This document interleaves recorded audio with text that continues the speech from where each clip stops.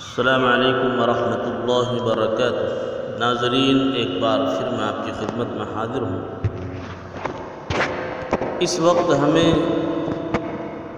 اس video کے ذریعے سے ایک معصوم سی بچی عزیزہ عفیفہ سعدیہ سلمہ کی زبان سے سورہ یاسین کے پہلے رکوع کی تلاوت سماعت کرنی ہے۔ میں چاہتا یہ ہوں قبل اس کے کہ اس تلاوت کو سنا جائے، سورہ یاسین کی کچھ فضیلتیں آپ کے سماعتوں کے حوالے کروں۔ پیغمبر خدا صلی اللہ علیہ وسلم نے فرمایا، من دوام علی قراءۃ یاسین کل لیلۃ ثم مات شہید، کہ جس شخص کا ہر رات سورہ یاسین پڑھنے کا معمول ہو، پھر وہ شخص اپنے بستر پر مرے، اللہ تعالیٰ اس کو شہیدوں میں شامل فرمائیں گے۔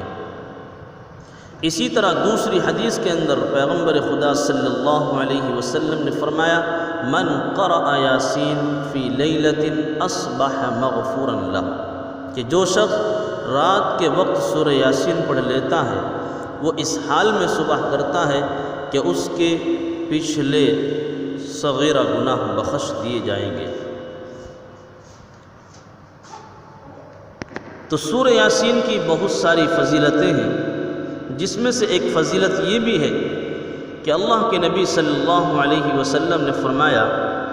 من قرأ یاسین فی صدر النہار، کہ جو شخص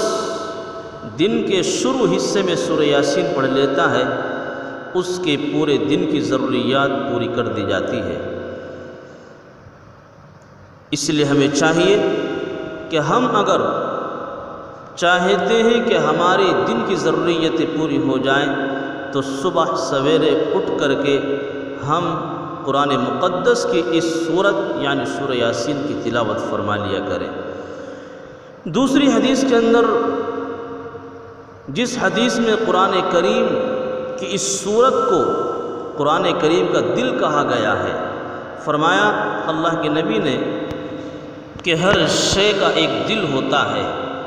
قرآن کریم کا دل سورہ یاسین ہے۔ جو شخص اسے پڑھتا ہے، اللہ تعالیٰ اس کے لیے 10 قرآن کا ثواب لکھ دیا کرتے ہیں۔ اسی طرح فضائل اعمال کے اندر لکھا ہے کہ سورہ یاسین کو اگر بھوک کی حالت میں پڑھا جاتا ہے تو وہ سیر ہو جاتا ہے، اور اگر ایسی حالت میں پڑھیں کہ کھانا کم ہو جانے کا اندیشہ ہو تو کھانا کافی ہو جاتا ہے، اور اگر سورہ یاسین کو ایسے شخص کے پاس پڑھیں جو نزاع کی حالت میں ہو تو اس پر نزاع میں آسانی ہو جاتی ہے، اور اگر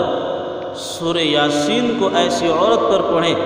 جس کے بچہ ہونے میں دشواری ہو رہی ہو تو اس کے لیے بچہ جننے میں سہولت ہو جاتی ہے۔